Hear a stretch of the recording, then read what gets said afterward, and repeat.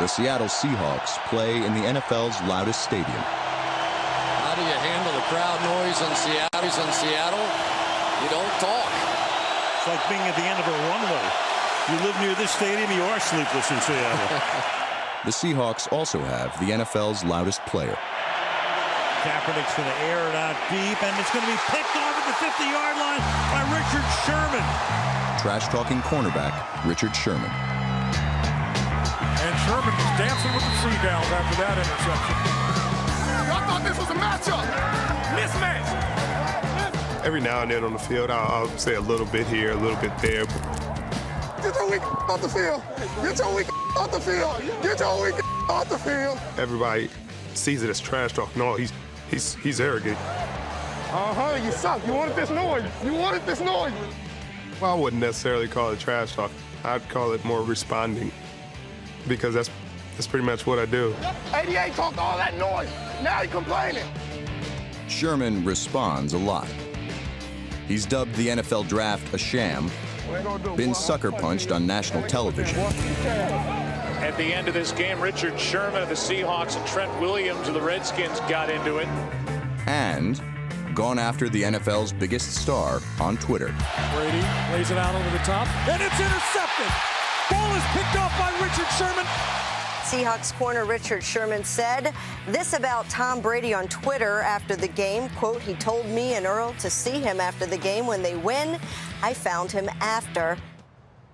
Then there was the incident before Super Bowl 47, when Sherman crashed Bourbon Street with a Bleacher Report camera crew. You guys played against both Darrelle Revis and Richard Sherman this year. Who's the better lockdown corner? Sherman's too fat and slow. Fat and slow. Who do you think is the better lockdown corner? Oh, Revis, no doubt. No doubt. This guy right here, Sherman, he always said that he the best lockdown. He ain't. Richard Sherman, nice to meet you. Are you shut up? Are you? Hey, Richard Sherman, nice to meet you. Pleasure to meet you. I'm sorry. No. Oh, it's okay. It's all good.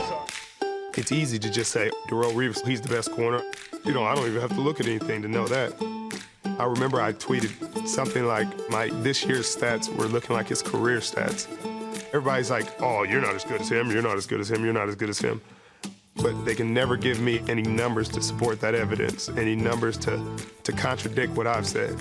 Richard Sherman hiding in the tall grass. Who picks off Sanchez?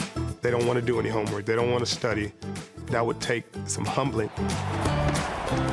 That kick is blocked. It's picked up. Coming the other way is Sherman. He's going to score. They would have to say this 5th round, 154th pick, who nobody wanted, has become the best corner in football in his 2nd year playing the position. And that's a tough pill for people to swallow. People only see that side of him, the trash talk or whatever. They'll either love him or hate him. He's a different person off the field. He's a loving person, he's a caring person. He's a very easygoing young man. Everybody who knows Richard likes Richard. Richard just doesn't walk around town talking trash. Sherman is a self-proclaimed nerd with a degree from Stanford. But the NFL's biggest trash talker received his first and most important education from a garbage man. My dad works sanitation for the city of LA, and he's done that for close to 30 years now. Every day since I've ever been capable of understanding, he's woke up at 4 o'clock in the morning and went to work. And he gets back around 2 in the afternoon. The next day he works at 4 o'clock in the morning. I drive a trash truck for the city of Los Angeles.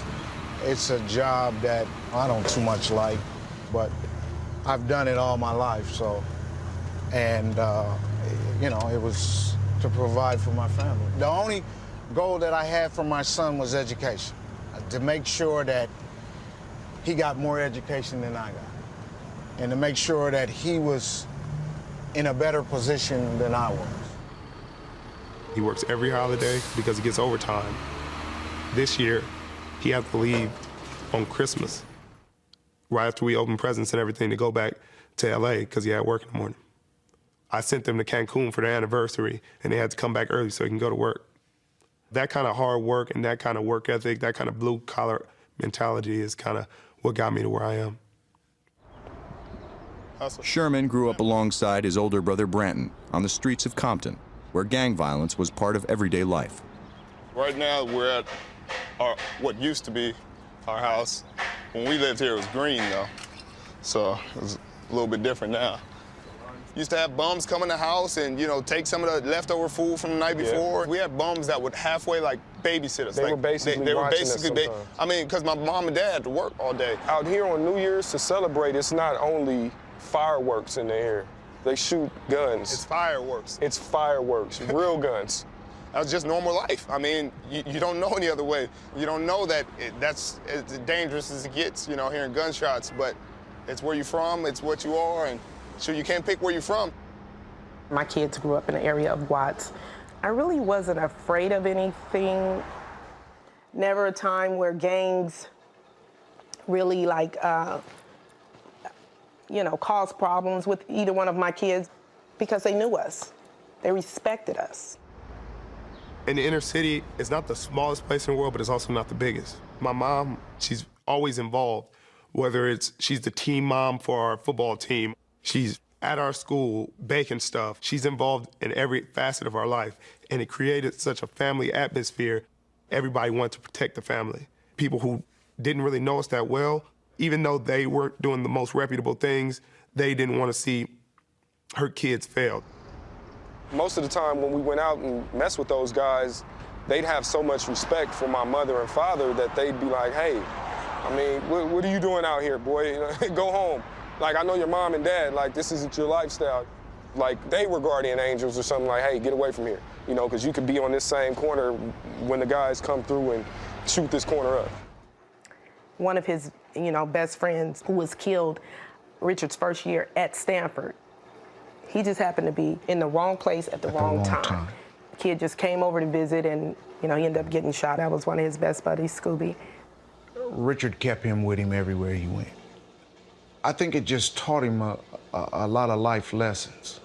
You want to do what he would have been able to do, what he would have wanted you to do. I'm going to make sure his memory lives on and that other kids hear about him, other kids hear about the story, other kids know there's other ways to get out of this place than being dead or in jail.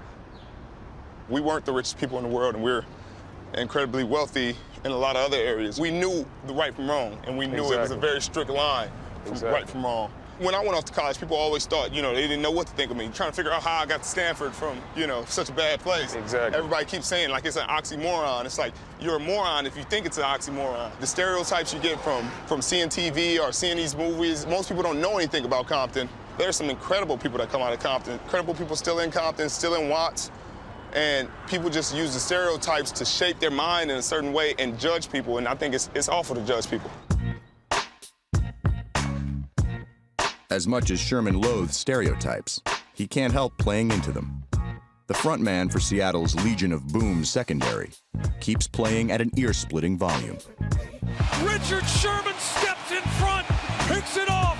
Ball game, baby! The best one in the league! Richard Sherman may be the best in the league right now. He's not afraid to tell you either.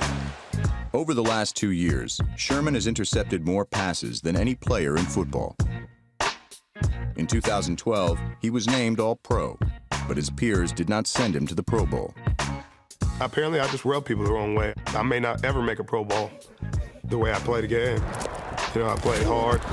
Call for it. I laid him down. Lay down, punk. I don't play the game to make friends. I'm not out there shaking hands and slapping people on the butt during the game. They call me All-Pro, but I don't really know. No Pro Bowl, but I'm at the top, though.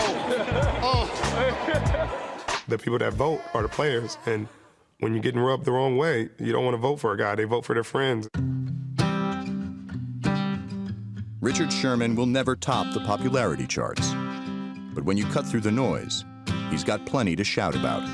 Richard Sherman comes out of nowhere to knock that ball down in the end zone. And each offseason, the Seahawks cornerback takes his one-man circus where it's needed most. From the Seattle Seahawks, we have number 25 cornerback, Richard Sherman. Don't think just because you've been born in the inner city in this situation that you can't be who you want to be. You have to be your own leader.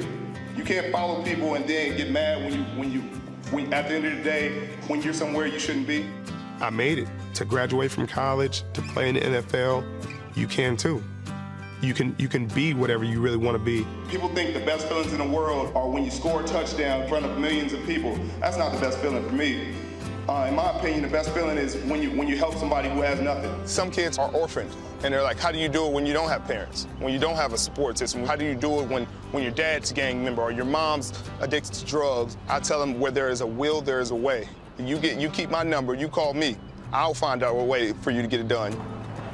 We're still right here in the hood. Shoot, I used to live right there. Oh, yeah? So, yeah, I went to 99, shoot. You know, Yeah. I'm from Compton. People don't understand it, but that's where I'm from. I'm wearing it as a badge of strength, not hiding it for all the kids that are in my cities. That's why I always kind of, put my hands out when I make big plays, because it's like, this is it. You work hard, you become disciplined, what you set your mind to, anything's possible.